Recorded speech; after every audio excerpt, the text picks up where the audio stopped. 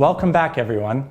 As we begin to talk about strategies for junior and intermediate students, we will be revisiting the importance of positive food language, as this may be the most valuable technique for encouraging children at this age to explore new foods.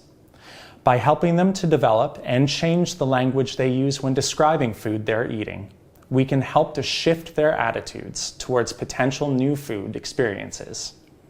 Another very valuable technique for encouraging children at this age to explore new foods is by helping them to develop and change the language they use when describing food they are eating.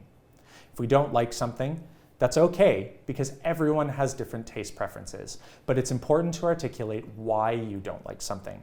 Chefs will rarely say they don't like something without explaining why and then thinking about how they could make it into something they do like. As a chef, if I taste a soup that is too spicy, I would add some sweetness to balance it out. Or if I think a risotto tastes a bit flat, I can add some lemon juice and a bit more salt. Students can improve their skills by tasting and observing what they do and don't like. Encourage students to try this exercise the next time they have a meal.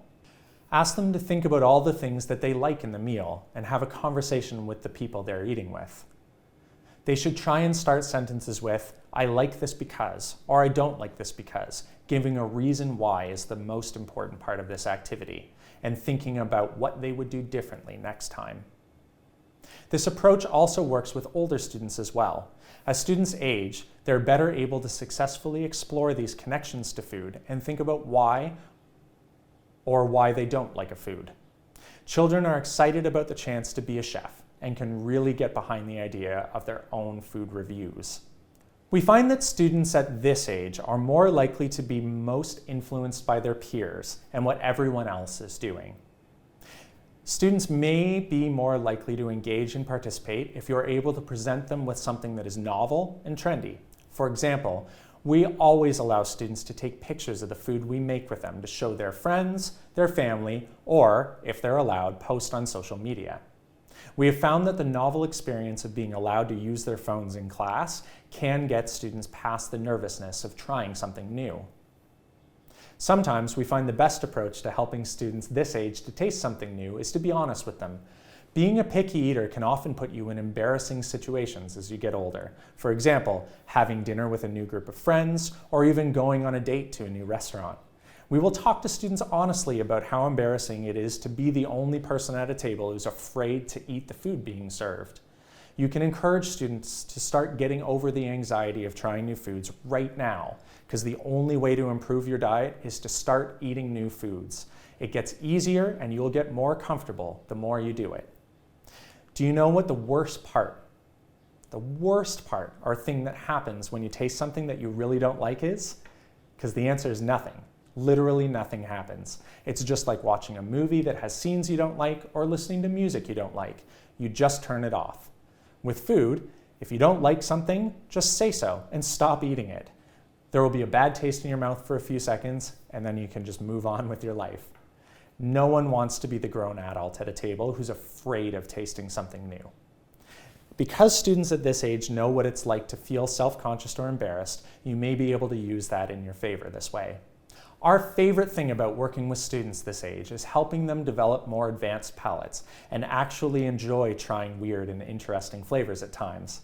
This involves having more detailed and complex conversations around flavors and the science behind manipulating them, understanding what different ingredients actually do to a dish, and how to anticipate what a dish may need, and how to gain control over what food you cook will end up tasting like, or cooking with intent. We find that students this age are interested in learning why and how different ingredients affect the flavor of dishes.